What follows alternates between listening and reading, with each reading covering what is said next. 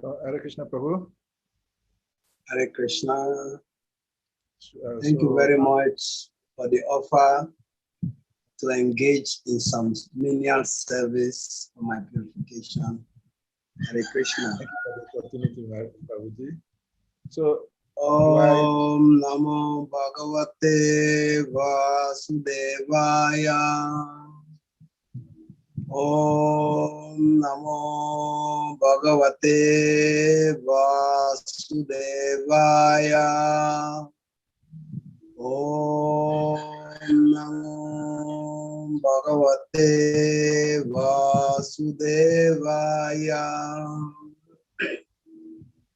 Om Agyantimirandakshya Jnanang Jana Salakaya Chakshuro Militam Yena Tasmai Shri Gurave Namaha Sri Chaitanya Namo Bhistam Stavitam Yena Bhutale Swayam Rupa Kadamayam Dadati Swa Padantikam Nama Om Vishnu Padaya Krishna Prestaya Bhutale Srimati Radhanath Swami Iti Namine Nama Om Vishnu Padaya Krishna Prestaya Bhutale Srimati Bhaktivedanta Swami Niti Namine Namaste Saraswati Deve Gauravani Pracharine Nirvishesha Sunyavadi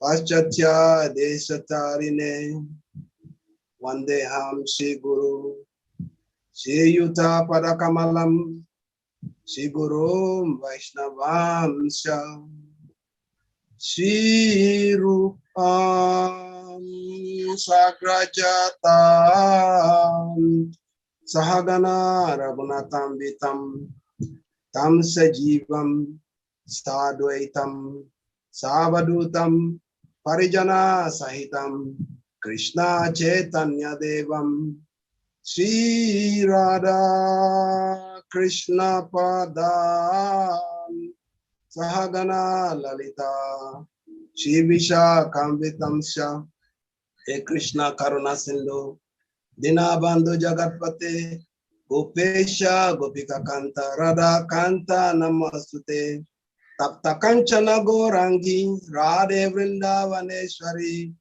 Vishwabhanu Sute Devi Pranamami Hari Priye Vanchakalpatarubhyascha Kripa Sindhubhya Evacha Patitanam Pavanambayo Vaishnavebhyo Namo Namaha Jai Shri Krishna Chaitanyan Prabhu Nityananda Shri Advaita Gadada Shiva Sadi Shigora Bhakta Vrindam Hare Krishna Krishna Krishna Hare Hare Hare Rama Rama Rama Hare Hare Hare Krishna Krishna Krishna Hare Hare Hare Rama Rama Rama Hare Hare Hare Krishna Krishna Krishna Hare Hare Hare Rama Rama Rama Hare Hare. Hare Krishna to everyone present. I'd like to formally welcome every one of you on behalf of His Divine Grace, A.C. Bhaktivedanta Swami Jagadu Srila Prabhupada, the founder Acharya of the International Society for Krishna Consciousness. I beg for the blessings of all the gathered Vaishnavas, the superior Vaishnavas, and every other Vaishnava gathered here, that you bless me to be able to render this service with utmost benefit for my purification and to be of use to the audience. Hare Krishna. So we are reading today from Srimad Bhagavad Gita, chapter 2, contents of the Gita summarized, text number 29. And the sloka goes like this. Acharya vat prasyati kaschena Ascharya vadati tadvaiva chanya. Acharya kainam anya srinoti. Srudvatyenam vedana chaiva kaschi. Ascharya vapasyati kaschitena. Ascharya vadati taivachanyam. Ascharya vachainamanya srinoti. Sudvapyenam vedana chaiva kaschi. Ascharya vapasyati kaschitena. Ascharya vadati tataiva chanyah. Ascharya vachainamanya srinoti. Sudvapyenam vedana chaiva kaschit.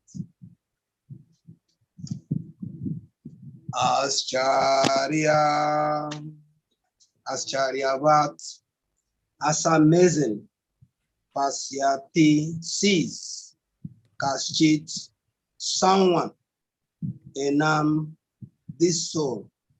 Ascharyavat, as amazing, vadati, speaks of, tata, thus, eva, certainly, cha, also, anya, another. Ascharyavat, similarly, amazing, cha, also, enam, this soul, anya, another, srinoti, hears of, sutwa, having had, api, even, enam, this soul, veda, knows, na, never, cha, and, eva, certainly, kaschit, someone. Translation and explanation by Divine Grace. A.C. Bhaktivedanta Swami Jagaguru Prabhupada Ki Jai. Someone looks on the soul as amazing. Some describe him as amazing, and some hear of him as amazing, while others, even after hearing about him, cannot understand him at all. Purport by Divine Grace, Jagaguru Prabhupada. Since Gita Upanishad is largely based on the principles of the Upanishads, it is not surprising to also find this passage in the Katha Upanishad 127. Shravanayapi bahu vidyona labhya Srivantu pi bahavo yamna vidyu Acharyo vakta kusalo sya lava Acharyo sya gyanato kusulanusista. The fact that the atomic soul is within the body of a gigantic animal, in the body of a gigantic banyan tree, and also in the microbic germs, millions and billions of which occupy only an inch of space, is certainly very amazing. Men with a poor fund of knowledge and men who are not austere cannot understand the wonders of the individual atomic spark of spirit. Even though it is explained by the greatest authority of knowledge, who imparted lessons even to Brahma, the first living being in the universe, owing to a gross conception of things, most men in this age cannot imagine how such a small particle can become both so great and so small. So men look at the soul proper as wonderful, either by constitution or by description. Illusion by the material energy. People are so engrossed in subject matters of sense gratification that they have very little time to understand this question of self-understanding. Even though it is a fact that without this self-understanding, all activities result in defeat in the struggle of existence. Perhaps they have no idea that one must think of the soul and thus make a solution to the material miseries. Some people who are inclined to hear about the soul may be attending lectures in good association, but sometimes, owing to ignorance, they are misguided by acceptance of the super soul and the atomic soul as one without distinction of magnitude. It is very difficult to find a man who perfectly understands the position of the super soul, the atomic soul, their respective function and relationship, and all other major and minor details. And it is still more difficult to find a man who has actually derived full benefit from knowledge of the soul and who is able to describe the position of the soul in different aspects. But if somehow or other, one is able to understand the subject matter of the soul, then one's life is successful. The easiest process for understanding the subject matter of self, however, is to accept the statements of Bhagavad Gita spoken by the greatest authority, Lord Sri Krishna, without being deviated by other theories.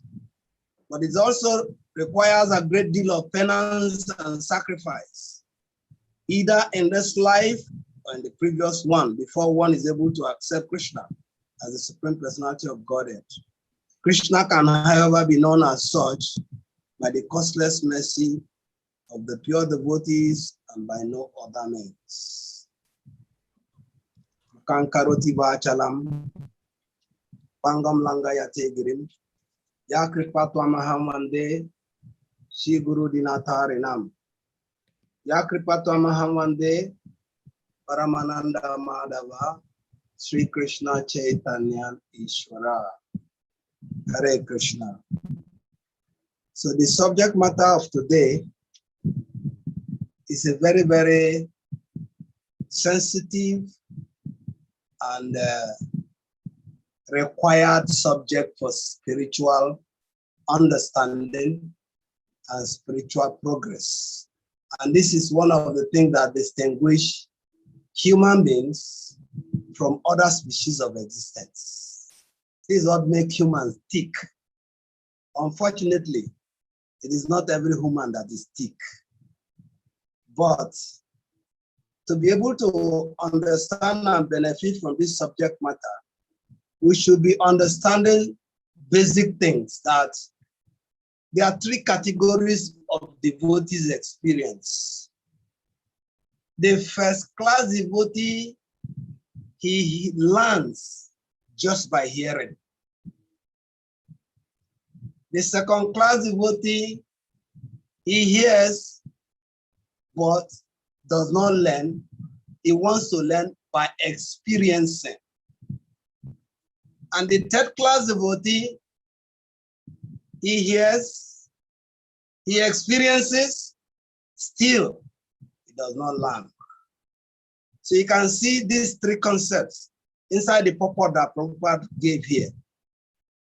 But the concept of the soul is a very crucial part of spiritual understanding. It is basically prevalent in every theology. And so it says that the soul, in the Gita, it is mentioned as amazing. The same amazing could be explained as astonishing. Though the atomic soul exists and spreads throughout the bodies of gigantic animals, gigantic trees, and in microbe entities. Yet it is untouched by the bodily changes.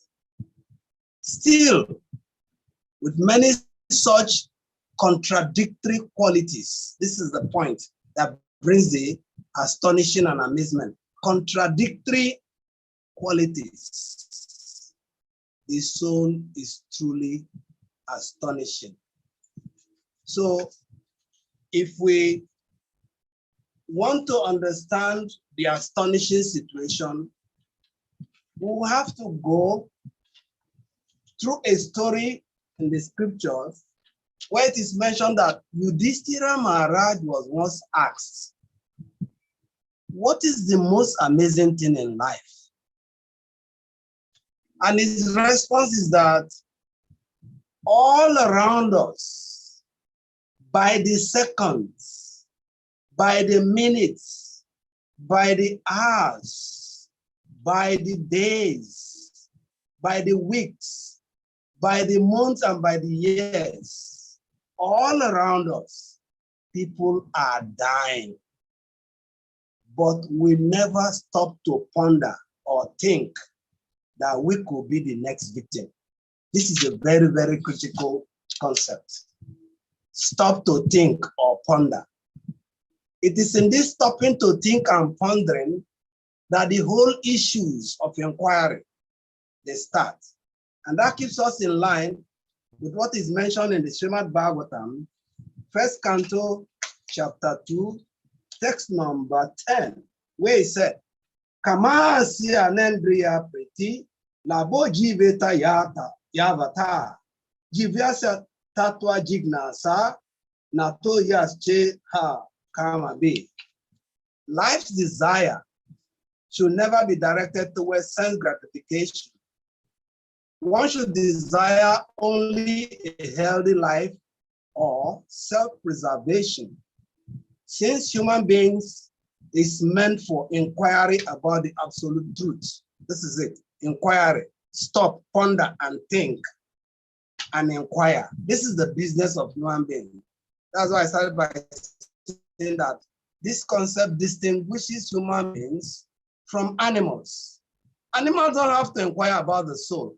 Animal cannot deal based on soul platform. He will act like an animal.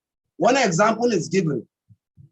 A very self-realized soul who has a Samapandita Darshana, he sees with equal vision. A Brahmana, a cow, and a dog eater. He sees them equally. In his enthusiasm, he went to the zoo one day and he felt, oh, I have to preach to this lion. And he started by telling the lion, you are not this body, you are spirit soul, you're eternally part and parcel of Krishna, and your duty is to serve Krishna.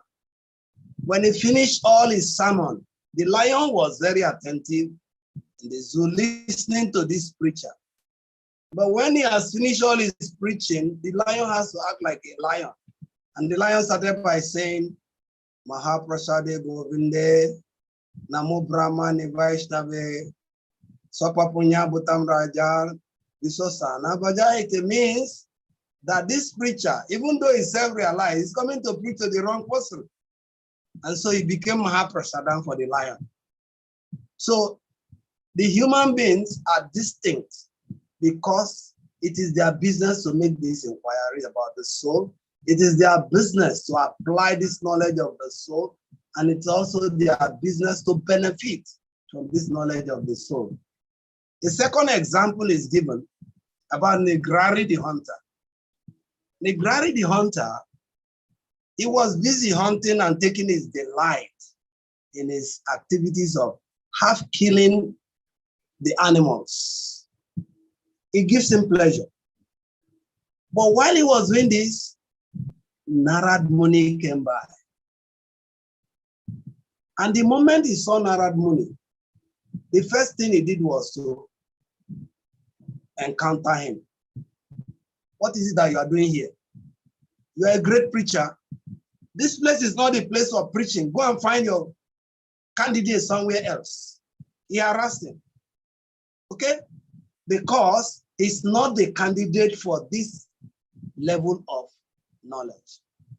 But Narad Muni, in his expertise, just like Lord Krishna, in his expertise in talking to Arjuna, in this last 1918 text that we end in the next text, systematic presentation of logic to convince him. Narad Muni also approached Negrari in the same way and asked Negrari, I am sorry that I barge into you and I seem to be distracting your mellows of pleasure. But I only needed to make little inquiries or suggestions that these animals you are killing, there's no issue killing them. It is what you are used to. You can continue doing it. But the question is, if you kill them once, then you don't inflict torture on them. But my question is, for what reason are you doing this ruinous activity? And the hunter replied that I'm doing this because I have to execute the occupational duty for my family lineage, through which I have to maintain my family. But Narad Muni asked him, it would be nice if you go and mention to your family that this vocation you're embarking on has heavy reactions, and ask them, would they be willing to share of the portions of the reaction with you? And the hunter obliged him and went to ask the family. But he was surprised, he was shocked beyond understanding that none of the family members were ready to take any bit of the reaction. They told him, you are just on your own. There's some reality done on the hunter. Wow. Even though I'm so convinced that this is the best line of action for my life and for the maintenance of my family and for their benefit, but at least did I know that there are heavy reactions for this, and that my family members will not be willing to share the reactions, even though I'm doing this majorly for their benefit. So this brings us to the simple understanding that the knowledge of the soul is a very, very confidential and secret information, like it is mentioned in the Bhagavad Gita, chapter 9, text number 2. It says, Raja Vidya Raja Guyam, Pavitra Midamu Tamam, Pratasya Gyamam Damam Sukam Katma Vyayam. That this knowledge is the king of education, the most secret of all secrets. It is the purest knowledge. And because it gives direct perception of the self by realization, it is the perfection of religion. It is everlasting and it is joyfully performed. This is the beauty of the knowledge of the soul. It is the king of education, knowledge of the soul. Is the ABCD of spirituality. And just like Prabhupada categorized Srimad Bhagavad Gita as the ABCD of spiritual life, the knowledge of the soul is also ABCD of spiritual life. Without comprehension of this, all our spiritual chase and pursuit will amount to nothing. So the knowledge of the soul, like he has mentioned in the translation, is amazing. That the same soul is found in gigantic animal, gigantic banyan tree, microbic gems, and there are millions and billions, and they occupy just few inches of space. But as proven, as exhausted as this knowledge is, Prabhupada makes a mention that yes, this knowledge is available, it is free, it's the king of knowledge, but in the purport, Prabhupada said, men with poor fund of knowledge and men who are not austere cannot understand the wonder of the individual atomic spark of spirit. Men who are having poor fund of knowledge and who are not austere. So beyond the knowledge of the soul is the contents, it's called SOP, Standard Operational Procedure. To acquire this knowledge, you need a procedure, and that procedure is not like a new thing that is being introduced. It has been prevalent since creation. Well, Lord Brahma manifested from the lotus flower that came from the navel of Gaboda Kasha illusion. He could not see anything. He could not understand where he is, where he's from, what is his source. But out of the natural curiosity, he started searching. From the top of the lotus, he went to the stalk, he went down. He could not perceive, he could not see anything. But he was eager to know, eagerness. But because he's an eligible candidate, he had the sound, pa, austerity. And he embarked on austerity for thousands of years. So when Prabhupada said here, men with poor fund of knowledge, when we are in ignorance and we want to know, there is a certain level of austerity that is required. That is why he said, Tapasya brahmacharyena samena cha damena cha. That the wealth of Brahmana is austerity. Because part of the wealth of Brahmana is knowledge. And that knowledge is not gotten just like that. It is gotten out of intense penance. Then only one can be able to have understanding. And Prabhupada goes further in the purport to say, even though it is explained by authorities of knowledge, who imparted lessons even to Brahma, the first living being in the universe, owing to gross material conception of things, most men in this age cannot imagine how such a small particle can become both so great and so small. So men look at the soul proper as wonderful, either by constitution or by description. So you can see in the purport or in the translation, Prabhupada says in the translation, some look on the soul as amazing, that is by gazing. But by the size of the soul is so infinitesimal in size that nobody can see the soul. Even with the most advanced scientific equipments, you cannot deduce or dictate the soul. But here, some look on the soul as amazing. Some describe him by gesticulation, by empiric knowledge, by speculation as amazing. And some hear of him as amazing. So you can see there are three dimensions here: look, description, and hearing. Of these three, hearing is the most authentic, authoritative process that can give you glimmer of information about the soul. But if one already has poor fund of knowledge and is not austere, it will be very difficult for him to understand. And Prabhupada said lastly in the translation, while others, even after hearing about the soul, cannot understand him at all. That is an unfortunate situation. They hear, but they cannot understand. So you can see the reference of what we started with. Because they are not in that class that just by hearing, they can benefit. They'll be subjected to want to experience.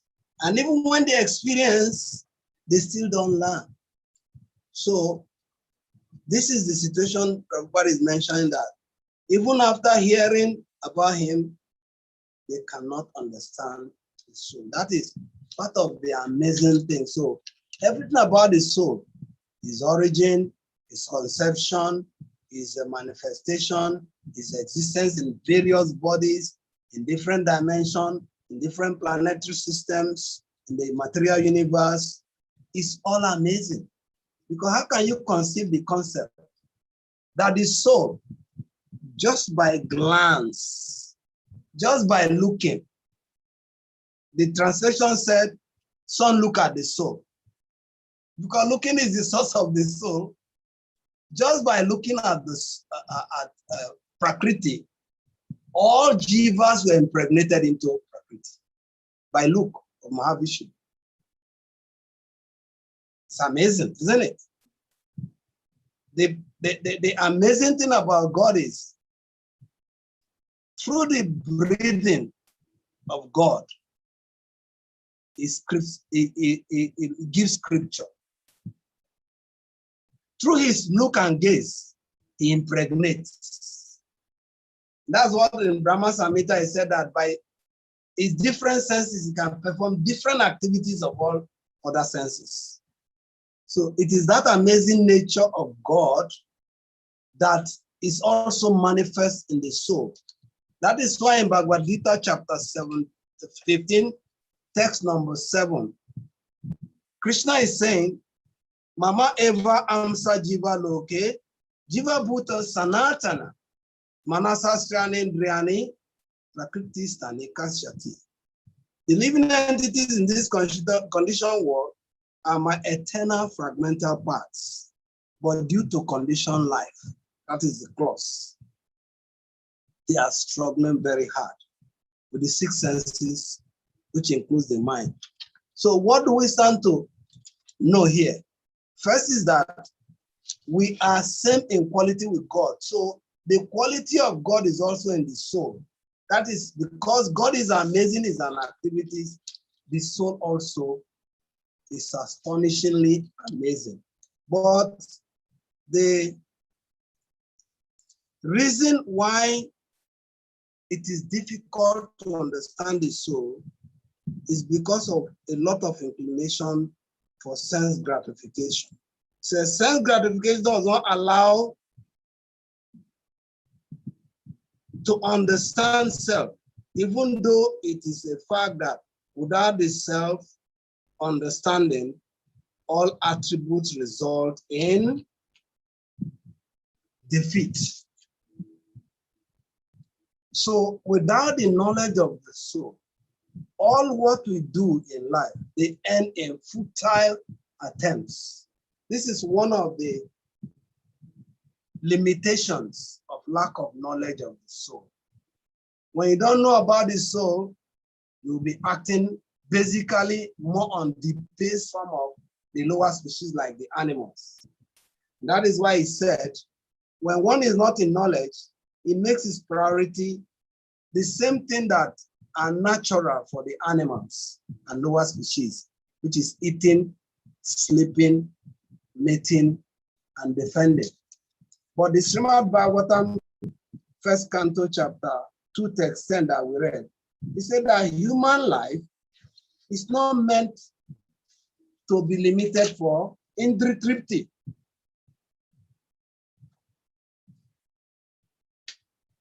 Life's desire should never be directed towards sense gratification alone. Yes, sense gratification is required to the barest necessity, but it should not be our ultimate goal. So when one lacks the knowledge of the soul, you find out that he starts acting like the other animal, eating, sleeping, mating, and defending becomes his priority. But if you look introspectively, you find out that these lower species, they are doing these things without any struggle, without any income, without any bank balance, without any special facility. They go ahead and do it because they are facilitated for this. They are equipped for this. So when the human being is doing what is not meant for him, what will it amount to? In the purpose that it ends in what? Defeat. It will end in defeat. All our attempts will end in defeat. And in that defeat, there will be struggle for existence. And we will not be able to find solution to material needs. Three things. Defeat. We struggle, which is why I said, Manasa Sranindriani practice has struggle, and then will always be miserable.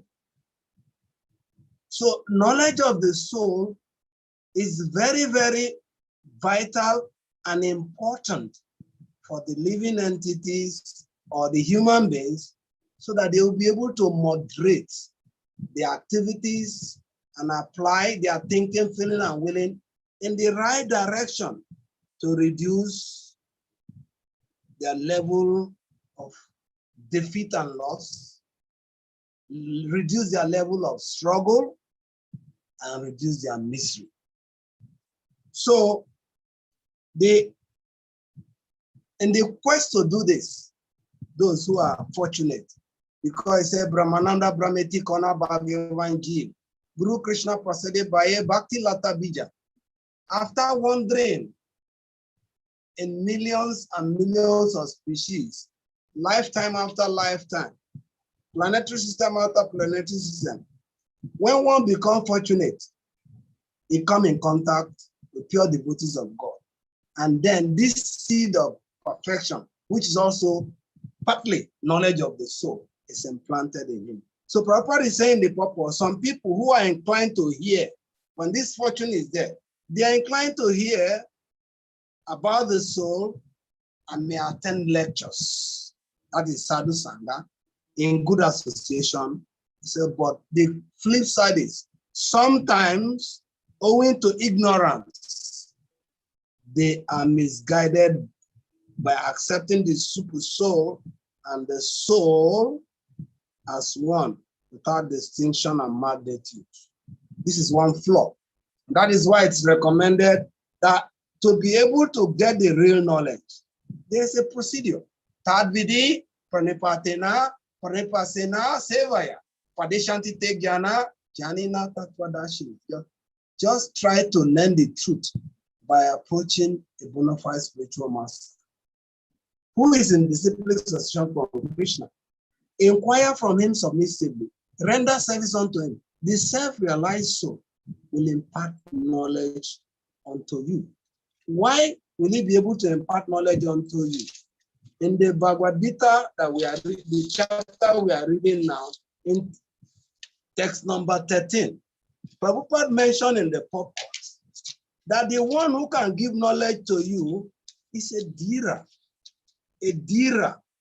and is described as any man who has perfect knowledge of the constitution of the individual soul, the super soul, and nature, both material and spiritual, is called a dhira, or most sober man.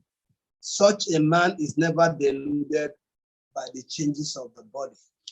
So the guru that gives you the tattva-vid, he has this knowledge, because you cannot give what you don't have. Because he has it, he can give it to you. But you have to pay the price.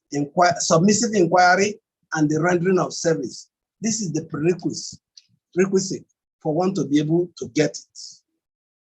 And if one is able to understand the subject matter of the soul, you see that? The benefit of understanding.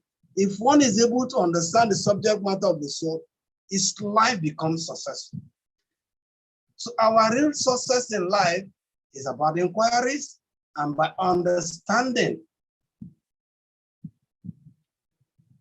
the subject matter of the soul. That is how to make our life successful. It is a very simple process, very simple approach, but then it is not easy, because in the seventh chapter of Bhagavad Gita, text number 3, he said, yes, Manusyanam sahasresu kasi yata tisi daye yata tamapisi danam kasi man beti tatpata. Out of many thousands of men, one may endeavor for perfection. And of those who have achieved perfection, hardly one knows me in truth. There's no way we can say we are treading spirituality, we want to know God, but the preliminary knowledge is to know the self. That is why in metaphysical institution, the first thing is man, know thyself. If you know yourself, then you'll be able to understand knowledge of God, knowledge of nature, their interrelationship.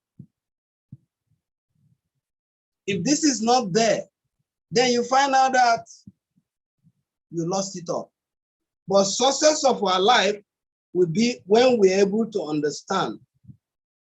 And Prabhupada is saying in the purport that hardly it is difficult to find one who has this complete knowledge. That is corroborated in the text we just read now. It is still difficult to find a man who has actually derived full benefit from the knowledge of the soul and who is able to describe the position of the soul in different aspects. But if somehow or other one is able to understand the subject matter of the soul, one's life is successful. Success of life will come from this. This is the seventh segment of the breakdown of the things Prabhupada is mentioning in the book. And the eighth segment, the easiest process for understanding the subject of the soul, however, is to accept the statement of Bhagavad Gita spoken by Lord Krishna, the greatest authority, without being deviated by other theories. Without being deviated by other theories. Yesterday, Prabhupada, Srimad Ranachari Maharaj was referring to the first purport of Srila Prabhupada to this chapter 1, text 1 of Bhagavad Gita, wherein Prabhupada said, one should read Bhagavad Gita scrutinizingly in the association of one who is a devotee of Lord Krishna, without personally motivated interpretation. Without personally motivated interpretation. So you can see what Prabhupada said, other theories. Other theories also include our own interpretations, personally motivated interpretation. But he said we should accept Bhagavad Gita as it is authoritatively given by Lord Krishna, without being deviated. And part of the things that deviate us is our own whims and caprices, how we want to understand it, how we want to explain it, and how we want to give it, so without personal motivated interpretation. That is the first thing. So the second point Prabhupada mentions there, but it also requires a great deal of penance and sacrifice, either in this life or in the previous ones. It requires a great deal of penance and sacrifice. That is why you find out in Bhagavad Gita chapter 18, verse 67, it's mentioned, this confidential knowledge may never be explained to those who are not austere. This is coming back again, we met earlier. Those who are not austere, it should not be explained because they will not benefit, they will not understand, they will not apply it, or devoted, or engage in devotional service, not the one who is envious. One who is envious. Krishna was telling Arjuna in the 7th chapter that I'm telling you this because you are my devotee as well as my friend. I'm telling you this because you are not envious. You are my devotee and you are my friend. So when one is not devoted, when one is not austere, when one is not in devotional service and is envious, he will not be able to benefit from the knowledge of the soul. So we can find out that from this whole discussion, there are 3 or 4 things that are very, very prominent in Prabhupada's purports. The first one is that the amazing nature of the soul. Second is when we are bereft of knowledge, it is difficult to understand the soul. And then also, one whole life endeavor is meted with defeat if it does not have knowledge of the soul. And once life becomes successful, if he has knowledge of the soul and he applies this knowledge, then he benefits himself. He can make judicious use of his human body and make progress towards the ultimate life. So once life is successful. And then the procedure for getting this knowledge is mentioned in the last segment of the purport, that penance austerity is required, either in the previous life or in this life. So when people are not comprehending, people are not talking about the soul. You can see in the other contemporary theologies, they make us see that the soul is only in human beings. The animal don't have soul, the plant don't have soul, and so you can frivolously terminate them. You don't blame them. The reason is because there is no sufficient sukriti, piety, from penance and sacrifice of previous life and present life. So they can't understand. You cannot break their head and put it. So that is why in our preaching approach, this is a preaching strategy. We should be able to understand who does what and who can benefit from what. So when people are already having poor fund of knowledge, what do you do for them? Will you break their head and put knowledge of the soul there? It is not possible. That is why you see that to help them to increase their piety, we give these books. They may not be able to read and understand the books, but just by touching the book, they gather sukriti. That's one of the purposes of distributing books.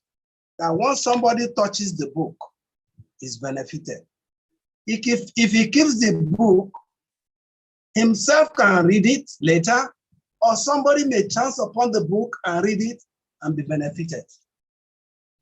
The second approach is the distribution of Mahaprasadam. By giving people prasadam, you necessarily are not dealing with their IQ or their intellectual capacity, but you are building sukriti, piety for them, so that either in the future or later now, they will be able to understand this science. And the third measure is by the distribution of the holy name.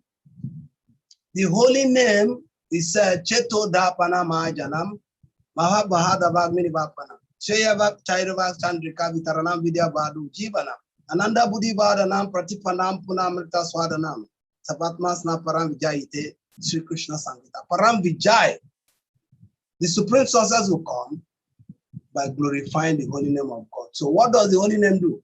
It cleanses the heart of all the dust of ignorance, inclination for self-gratification that has preoccupied us since many, many lifetimes.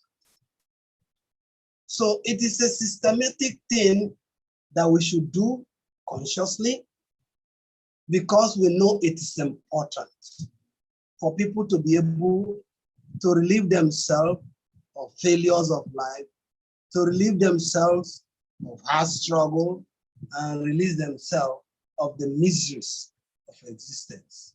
So either they are eligible to access the knowledge and we give it, or they are not eligible and we assist them to build piety to be able to benefit from it. But in all, the conclusion is that there is no question of practicing spiritual life without understanding the science of the soul. Because it is by understanding the soul, the source of the soul, you understand Krishna. You understand material nature, and you understand their interrelationship. That is why at the end of Prabhupada's life, Prabhupada was asking his disciples, are you convinced that Krishna is the Supreme Personality of Godhead? That is the final lesson. The first early lessons that Prabhupada teach, and if you check the whole of Prabhupada's teaching, this is the most repeated phrase. You are not this body. Again and again, Prabhupada is saying it because it is in line and it corroborates with knowledge of the soul. You are not this body. So if you are not the body, what are you? That is just to tickle you to understand that you are something beyond what you identify with. But when you have been able to understand the soul, then you are able to understand the source of the soul, which is Krishna. And when you know Krishna, you are left with no option than to submit to Krishna in devotion, which is what Krishna demands. Sarva Dhamma Parityaja, Mamekam Saranam Braja, Aham Tvam Sava Papebhyo, Mokshami Sahi Masucha. So when Rupa Goswami or Sanatana Goswami was telling Mahaprabhu that people call me and give me a lot of accolades and mention so many great things about me, but on my own, I do not know who I am. And Mahaprabhu now told him, Jivera Swarup, Hoy, Nite Krishna Das. Jivera Swarup, all the Jivas, all the spirit souls are eternally part and parcel of God. So it is only when we know this and we know our relationship with God, that is when we'll be able to serve God. But this knowledge is exclusively kept for application by the human beings. Although you can see in the life of Chaitanya Mahaprabhu, Mahaprabhu did not go into Jerikanda forest and start teaching the science of the soul to the animals in the forest. No. What did he do? He simply chanted the holy name. And like we said earlier, he awakens their dormant consciousness. And they started experiencing ecstatic symptoms of love of God, which is already there. Love of God is not like a supermarket item that you go shopping for. It's already there, no, but it is lying dormant. And it is through this knowledge of soul, preliminary knowledge of God, knowledge of nature, that we are able to reawaken it through the practice of devotional service. And so the text says, the soul is amazing. And so somewhere it says, the amazing nature of the soul is either by its description or by its constitution. It's amazing. And it is more amazing that it is an essential aspect of knowledge that is required for us to live as human beings and perfect our ultimate duty, which is to serve God. Hare Krishna. Thank you very much. Time is fast spent. I wouldn't know if anybody, whatever we said made any meaning to anybody, and if there are questions, corrections, or chastisement. Hare Krishna. Hare Krishna. Thank you so much, Prabhuji, for this wonderful class. We're very grateful for the wealth of knowledge that you've shared. So before I saw the first Prabhu's hand up earlier. Maybe I have a question, but I will give him because right from the start of the class, he has been raising his attention to ask a question. So Abai Prabhu, please kindly unmute and ask your question.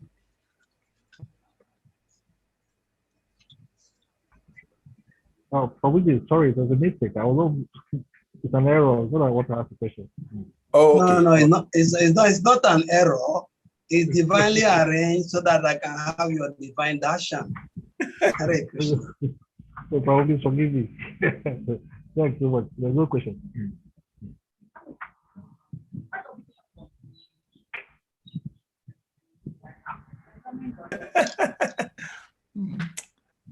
So if you don't mind, let me ask my question while we wait for another. In the purport of the text we're reading today, Srila Prabhupada characterized the perfection of characterize the success of human life to be knowledge of the soul. So my question is, for our understanding, what are the symptoms, what is characteristics that shows one who does not have knowledge of the soul? And as indifferent to the person who has knowledge of the soul, what is that? What is that characteristics? What is it that shows that this person is ignorant of the soul? What are the symptoms that you see, that you know, and say, "Oh, this person is having knowledge of the soul"? What are the characteristics of these two classes of people? In the beginning of the class, we made reference to Srimad Bhagavatam, first canto, chapter 2, text number 10. It said, "O learned one." Chapter 2, text number 10. It said that the human form of life's desire, thinking, feeling, and willing. Our whole material life is based on Icha and Dwese. Icha and Dwese. So he says life's desire should never be directed towards sense gratification. So this is one thing that will guide us. When you see that one has so much of inclination for sense gratification, it is just a sign that he has no knowledge of the soul. And the one who is inclined to self-realization, he makes inquiries. And by such inquiry, to be able to benefit from inquiry, he regulates his sense gratification to the bare necessity. Why? He understands the soul that the human body, that is the aphorism of Vedanta Sutra, Atato Brahma Jignaksa, is making inquiries. You must inquire. In this human form of life, our business is inquire. So in that sense, life's desire should not be directed towards sense gratification. One should desire only a healthy life or self-preservation. What is necessary? That's the principle of Isapasya. Whatever has been allocated to you, take, leaving others, knowing for whom they belong. And then he says, because since a human being is meant for inquiry about the absolute truth, nothing else should be the goal of one's work. Bhagavatam 1:2-10. It gives you this answer. I don't know if that meets your requirements. Thank you very much, Prabhu. The next question is from Saadif Prabhu. He has put the question on the chat box and I will read it out to you. Saadif Prabhu said, Hare Krishna, my question is, what is the symptoms of a successful life? You mentioned that when one understands the soul, then he can be successful. Does that mean Hare Krishna devotees are automatically successful? Thank you, Hare Krishna. Beautiful. When you use the word Hare Krishna devotees, that is the right phrase. But in nitty-gritty details, we can know it is not by being present in the Hare Krishna movement that makes us Krishna devotees. We all have our gradations. But what Mahaprabhu said, the ultimate goal of life is to reawaken love of God. We reawaken love of God. So when we are chanting that, the 10 offenses against the name, he said it's also inattentive to be, it's also an offense to be inattentive while chanting the holy name of the Lord. Okay? And anyone decides to the proper success of the goal of life to achieve Krishna Prema. So all our inquiries, all our endeavor, all our work is geared towards developing love of God. And that is why he said, Gopi Batu Padananayo, Dasya Das, Anudas. We'll come to the mood of the gopis of being servants of the servant of the servant of the most insignificant servant of Krishna. When this love of God is awakened. So these are simultaneous the symptoms. This is the success of life that is developing love of God. Without achieving this, life is not successful. It doesn't matter how much of wealth we amass. You can see somebody like Pundarik Vidyanidhi in Chaitanya Charitamrita. He was a very opulent king, but codedly under, he has love of God. Then when Gadadhar and Gadadhara came with one other devotee on the order of Suchita Mahaprabhu. But when Gadadhar saw the opulence of Pundari Vidyanidhi, he said, this is a Visai, he's a worldly man. But when they made narrations about how Krishna was able to give benediction to Putana, who seemingly, he gave benediction of murder to Putana, who seemingly came to administer poison to him. The same Pudaraniki fell into ecstasy of love of God and started trampling, devastating all the opulences. So one thing is, yes, we may be private to have material wealth and still be custodians of love of God. That is based on our prarabdha and karma. But in a flat note, the more our spiritual advancement and spiritual life is increasing, our material inclinations also will be decreasing. It is not decreasing because we are negating. It's just that our sense of proprietorship, claims, and possessiveness, it will dwindle to the point of nirmama. Nothing belongs to me, everything belongs to Krishna. So it will come to the platform, Nebanda Krishna Sambande Yukta Vairagya Uchati, that everything favorable for the service of Krishna, even though we are not willing to accept them, we will accept it. This is signs. These are symptoms of one who has a successful life. Hare Krishna. Very much. Thank you very much for the answer, Prabhu. Our next question is from Adukshaja. Adukshaja, Prabhu, go ahead and ask your question.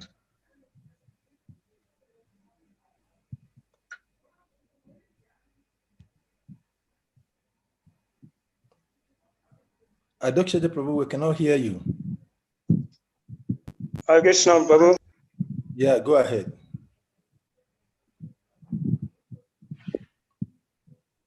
Hare Krishna, Prabhu. Yeah, go ahead, please. We can hear you.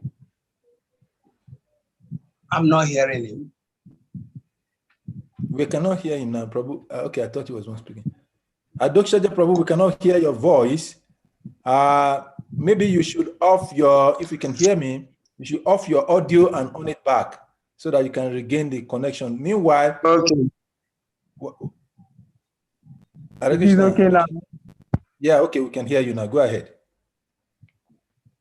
Okay, Prabhu, you talk about the three principal activity of devotional service: Sankirtan, distribution of food for life, and Harinam Sankirtan.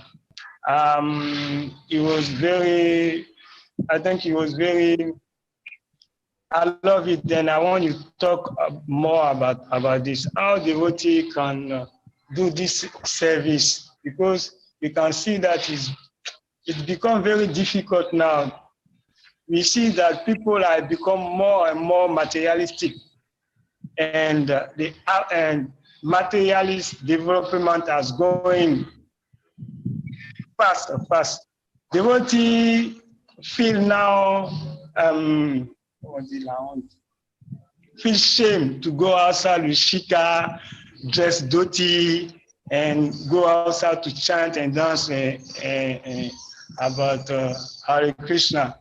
Then I think you must encourage a devotee to do this activity, because these are the principal activity in the Hare Krishna movement. And I want you to talk more about this. Thank you, Prabhu. Yeah, what Mahaprabhu said is, Griye tako, vane tako, sadahari bole dako. Whether you are in a happy state or you are in a miserable state, just chant the holy name of the Lord. And Mahaprabhu enjoyed Yaredeka Tarikaha, Krishna Upadesh. Wherever you go, whomsoever you meet, tell them about Krishna. But the unfortunate thing is, if we are not sufficiently endowed or sufficiently filled within with the philosophy and knowledge of Krishna consciousness, then you find out that we'll be facing these challenges of demoralization, compression, depression, oppression, and all of this. But if we are feeling sad, what will happen is there will be a reawakening of the mood and mission of Mahaprabhu, mood and mission of the previous Acharya, mood and mission of Srila Prabhupada. The mood and mission is based on compassion for every living entity. That's why that said that a saintly person is a paraduka duki. Is not happy seeing the suffering condition of the living entities. So when you are not happy about others, it is the compassion to see or find a way to help them. Going to help them does not mean condemning them, castigating them, or finding fault with them. It is just to find the best way to see that they are benefited. Find a way to see that they are benefited. And we have been sufficiently equipped by the mercy of Srila Prabhupada. Prabhupada gave us the mood and mission of Rupa Goswami. Prabhupada gave us the mood and mission of Chaitanya Mahaprabhu. He gave us the mood and mission of Krishna, and he equipped us with the books. He equipped us with the lifestyle. He equipped us with the outreach programs, paramount of which is the chanting of the Hare Krishna Maha Mantra. Mahaprabhu came specifically to inaugurate this chanting of the holy name. He did that. In the daytime, he chants for the benefit of everybody. And in the night, in the house of Srivas, he engaged in nocturnal chanting. So it doesn't matter whether it is the dress that is our challenge, it is our outlook that is our challenge. Beyond all of this is the call to duty. We are duty bound to show compassion to the following conditions. So that's why when we are reciting the Vaishnava prayer in the morning, Vancha Kalpata Rubyascha, Kripa Sindhu Bhyayevacha, Patitanam Pavanam Bayo, Vaishnava Biyo Namo Namaha. I offer my respectful obedience to the Vaishnava devotee of the Lord, who are like desire trees. They can fulfill the desire of everyone, but they are full of compassion for the following conditions. So this should be the ornament that guides us, not our dress code, not our own convenient or comfort zone, but the duty of helping the following conditions to reawaken love of God. So reawaken what is lying there in them. Just like one was asked when he went to Britain, he said, many Indian saints have come to India, and what is it that you have come that is special that you brought to Britain? What is special that you brought? Papa said, yes, the British came to India, they did a lot of looting, they stole so many things, they took the antiques, they took many deities. In the name of Commonwealth, they are taking to the War Museum. He said, but there's one thing that they forget to steal. They didn't steal this one. So that one thing that they did not steal is what I brought for them, which is knowledge of Krishna and knowledge of love of God. Prabhupada brought this. So that is the same mood that we should be reaching out with, to give people that which they have never experienced, that which they don't have access to. And so compassion means give it to them. So that is why it's like encapsulated. It's not like somebody has malaria and you have to give him chloroquine or any of the queen tablets. And nobody likes bitter tablets. So what do? You sugarcoat it. So the same mercy we are giving through prasadam, through chanting the holy name, and through the books. Even if people are not able to read, just make them touch the book. They are benefited. So we are carriers of mercy. That's why we are called His grace. His grace. We are grace carriers. So anybody will meet, Mahaprabhu said, Amara Agyanya Guru Hanatara Edesa. In this way, you become Guru and you save the land. That's our mission. But if we are too selfish and self-centered, we are thinking about our comfort zone and what our intuitive likes and dislikes, then we will go off tangent that will not be able to deliver. So we should be very, very serious and committed and be very prayerful. We should actually be crying to become instrument, because that's what Prabhupada did. Prabhupada practically was going to the Samadhi of Rupa Goswami, praying and crying for empowerment. We have to be empowered. Nobody can spread Krishna consciousness without being empowered. So when we cry for empowerment, automatically you see that we'll become vessels to be used, and then we'll do exceedingly beyond our imaginations. So let us not be too critical or preoccupied with these little externals. Let us be more concerned about the internal thing, which is to help the fallen conditioned souls. That's what Mahaprabhu came. Mahaprabhu came, he said, I want to drown all of them in love of God, not considering who is qualified and who is not qualified. It is to give it. I don't know if that answers your question. And so there are a lot of systems that are evolving now. No doubt, when there are many people in Harinam, it is very static, it is pleasurable. But beyond the pleasure and the ecstasy that we feel is the call to duty that the holy name has to go to every town and village. So even if you don't have instrument, you don't have people with you, you can even, with the technological advancement, set up a mobile audio system where the holy name is chanted. People just hear it. I have a very practical example of this. Where I'm staying in Ota, we ultimately ended up having a little preaching center. But we started from our home, and in our home we felt we're in the neighborhood of people who don't have access to Krishna consciousness. They don't know anything about Krishna. So what did I do? From the little money I could get, I bought a PA system, amplifier, and horn speakers. And then every day from my home, I was playing the Prabhupada Kitandum. Hare Krishna, Krishna Krishna, Hare Hare. I wasn't going out chanting. I was only playing this when there's light. But you'll be shocked that it created so much of awareness in the environment that when I'm not playing, people come to tell me, please play that music. Are you understanding? From this little step, we graduated that we now have a preaching center where people can come and be able to hear, participate in worship and festivals, and take prasada. So there's nothing that is obstacle. It is just the willingness, the thinking, the feeling, and the willing to do it. And when we are prayerful and submissive, we will be empowered and we can do beyond our expectations. I don't know if that answers your question or makes input into your desire. Thank you, Prabhuji. Very inspiring. Your advice. Very, very, very useful. Thank you. Thank you very much, Prabhuji.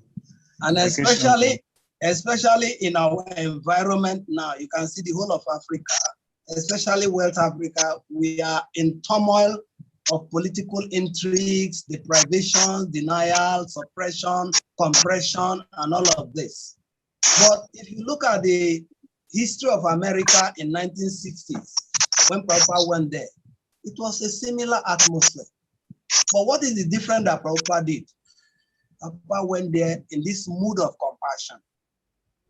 He gave the holy name. He gave the books. He gave prasadam. He set up temples where people can come and take darshan of Krishna and do some service for Krishna. So we actually are at a great advantage in our environment today.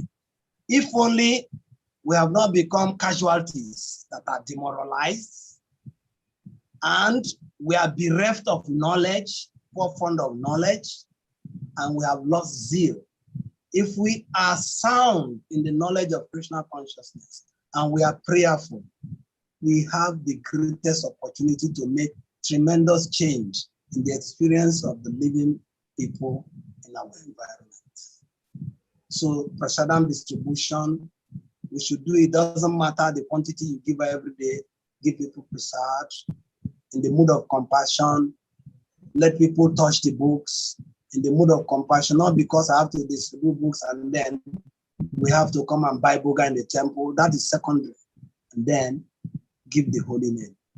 When you do this, you find out that beyond what you expect, you will experience success that you never anticipated.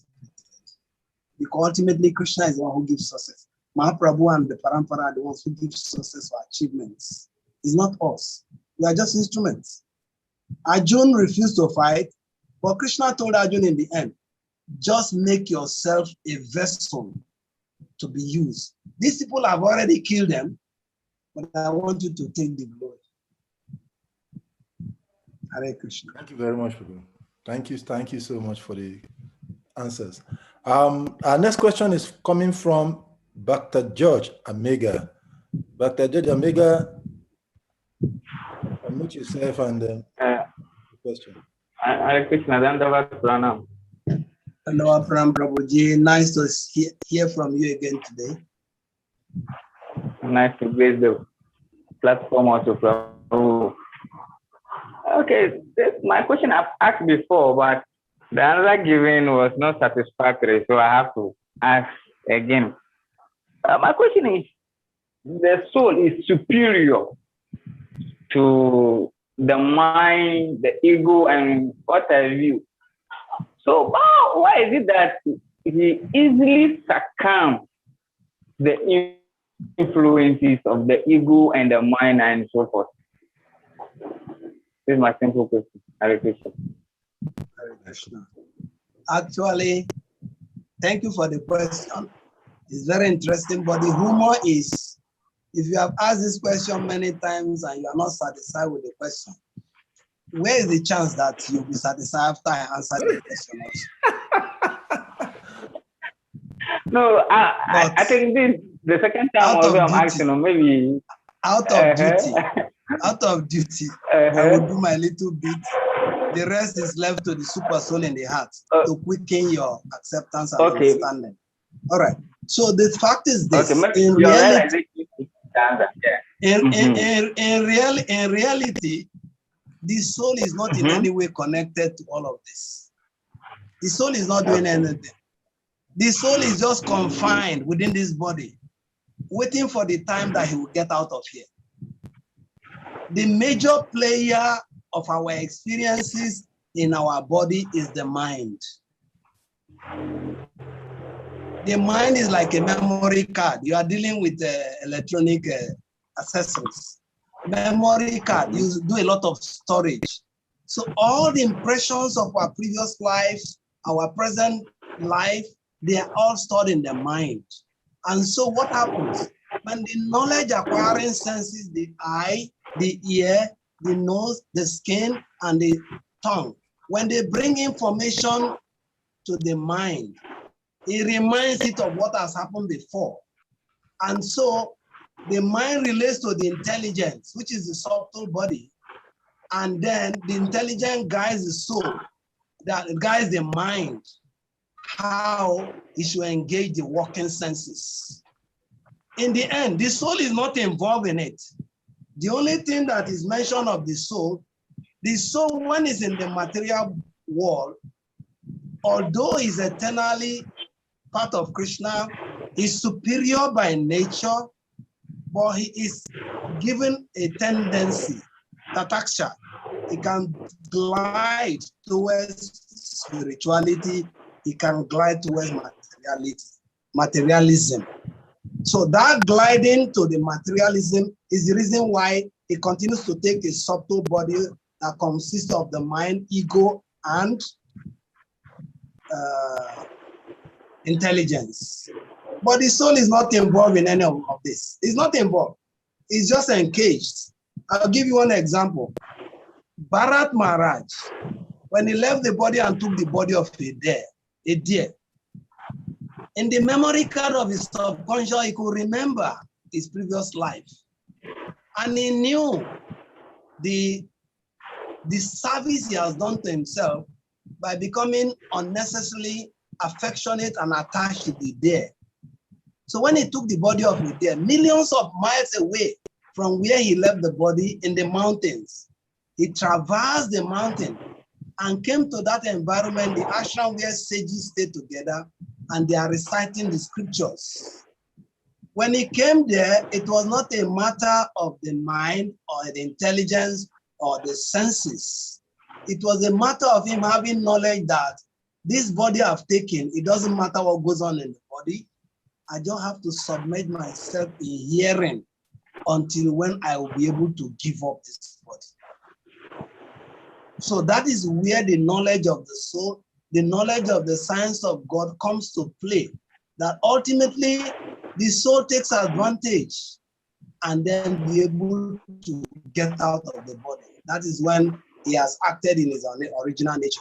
But if this did not happen, there is no acquisition of spiritual knowledge, then we'll be recycling in the same old things we have done. He said, chewing the chewed again and again, and that Misra.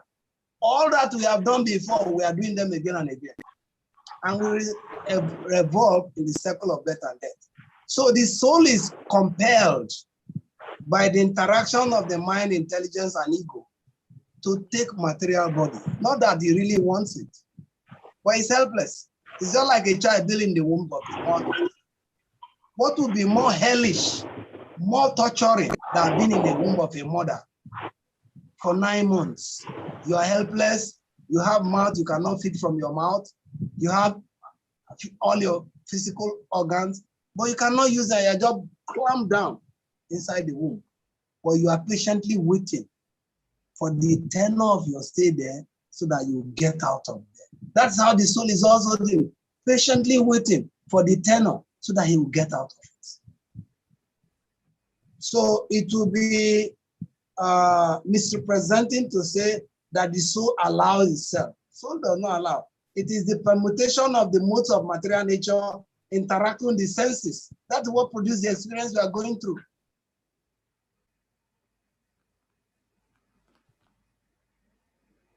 I don't know if that does anything. Okay, thank you.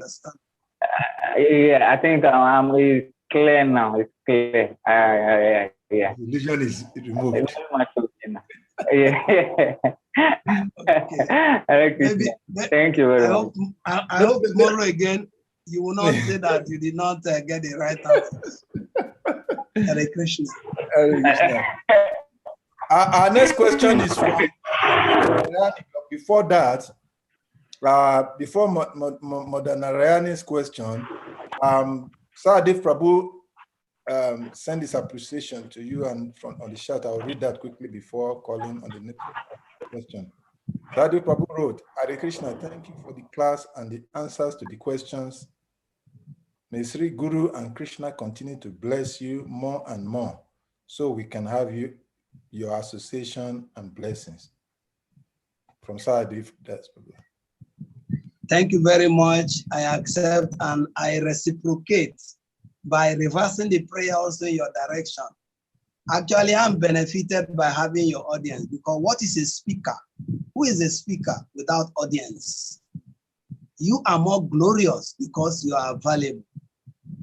Whatever I could say is because of your presence, and you actually stimulate my vocal cavity to be able to speak something. So I appreciate you, and I pray that Krishna will continue to make you available so that we can hear different melodies. Actually, is one other input I want to make. We are very worried about the number of attendants on the platform. But if we see in the conclusions of Bhaktisiddhanta, even if there's nobody, keep speaking. Let us not stop. Because there are many reasons why people are not accessing. If you look at the purport Prabhupada gave in this text, there are many reasons. Those who are having poor fund of knowledge, they are not austere, they are envious and all of this. You will not find them here. So why do you have to break your head for people who already, by some omission or commission, have made themselves your disadvantage?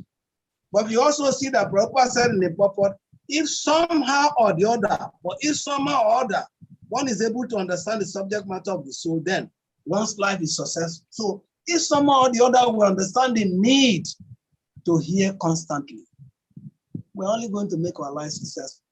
So let us keep the pace. It doesn't matter how many people work. We should also, out of compassion, endeavor to see that it will make people see in the light of the need to participate in the forum. Thank you, Prabhu, for the prayers. And I pray same for you and for everybody who is present in the audience now. Hare Krishna. Right. Hare Krishna. So, Mother Narayani's question is next. Mother Narayani, unmute and then ask a question. Hare Krishna, Prabhu, for the wonderful class. I have a question. My question is, as a devotees, we're doing all the right things that we're supposed to do. We have a deity worship. We offer our food. We chant our rounds, everything. How do we know if we are progressing in our spiritual life? Very good. This is the most intellectual question. How do we know that we are making progress in spiritual life? I gave one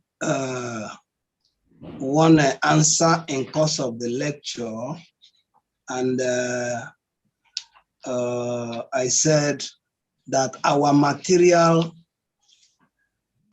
urge for material things will be diminishing. That is one. But in the Srimad Bhagavatam, first canto, chapter 2, text number 16. Text number 16, it says, Shushu Sadadana Sya Vasudeva Kataruchi Sayam Mahaseva Yavi Prapunya Tita Niseva Nat.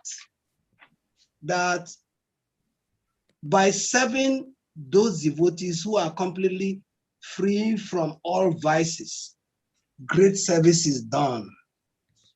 By such service, one gains affinity for hearing the message of Vasudeva.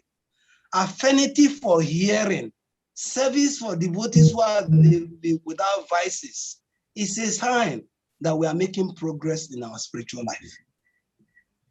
Otherwise, one of the Prabhus that I said devotees are becoming demoralized and all of this, it is not in the volume of the gadgets that we create around us. We may have deities, we may be offering our food to the deities. What if we are not offering in the mood that is pleasing to Krishna? What if we are not offering in a clean state of consciousness and clean environment, and also on time? We offer because we have to, but what about the timing? If you keep deities and you are supposed to feed them at a particular time and you are not feeding them then, yes, you have deity, but what will happen? The deities will go to the neighborhood where there's punctuality to feed them. And so you will only be doing image worship, not deity worship. But if you are getting it right, you see that your inclination to serve devotees, there will be reduction in your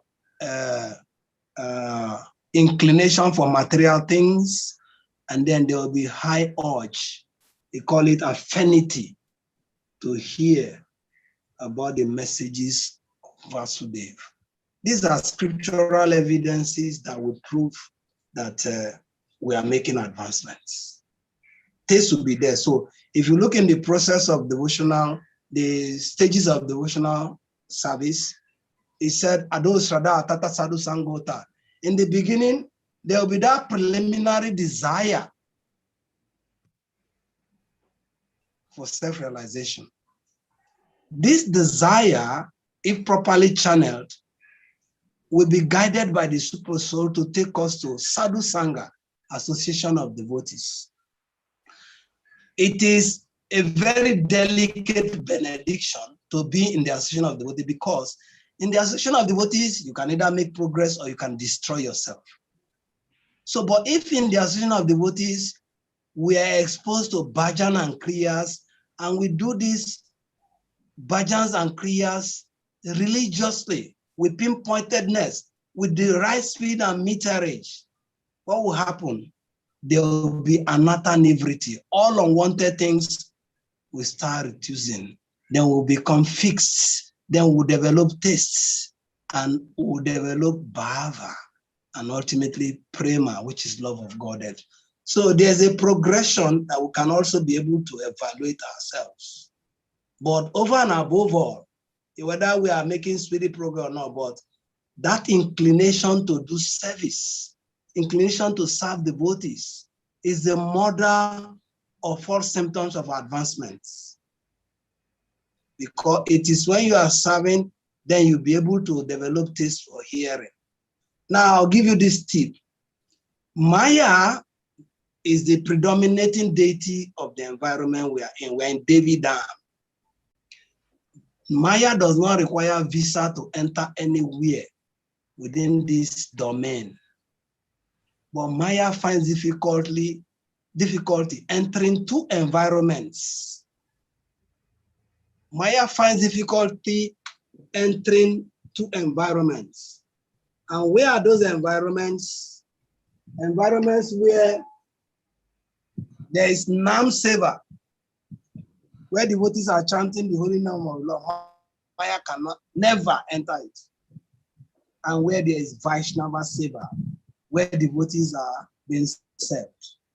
But if Maya wants to enter that environment, what does she do? She will look for weak vessels. That's why I said in Sadhu Sangha, you can destroy yourself or you can elevate yourself. So you look for weaker vessels who are not chanting their rounds regularly, and then you will use them and they will start speaking ill about devotees. Then they will develop taste for not serving the devotees. Then Maya will enter. So our progress is just like I read it. Serving those devotees who are completely free from all vices. And then we develop affinity for hearing about the messages of Vasudeva. This is sign that we are making progress. Thank you very much, Prabhuji. I don't know if that answers. Does that answer your question? Yes. Yes. I can see it myself. Thank you so much. I wish you Guru and Krishna's enablement to continue to apply this. Thank you. Right. Hare Krishna. Thank you very much, Mataji, for the nice question. Thank you very much, Prabhu Ganga Prasad. We're very grateful once again for your wonderful class. I'm not seeing any hands up any further. We spent 97 minutes in the course of this course, and I am assuming that there are no more questions in the minds for now, in the heart of the devotees. So on that note, I will want to allow you to go engage in other service, and pray that when we call you again to this platform, you'll be glad and willing to come and bless us with your audience. Thank you very much. Pleasure is mine. I'm very grateful. I thank the organizers of this platform. I thank all of those who are participating in the platform, and I just pray that Guru and Krishna will continue to strengthen us, give us taste and the willingness to participate so that we can become the required vessels to wrought the wonders that Mahaprabhu wants to do in our future. I'm very grateful. Thank you very much. On this note, I'll request all of the devotees to unmute themselves and let us chant one powerful Hare Krishna Maha Mantra to appreciate Ganga Prasad Prabhu for this wonderful class. Hare Krishna, Hare Krishna, Krishna Krishna, Hare Hare, Hare Rama, Rama Rama, Hare Hare. Vanchakalpatarubhyasya kripa sindhubhya vacha patitanam pavanambhyo Vaishnavebhyo namo namaha. Vaishnava Thakur ki jai ho. Hare Krishna.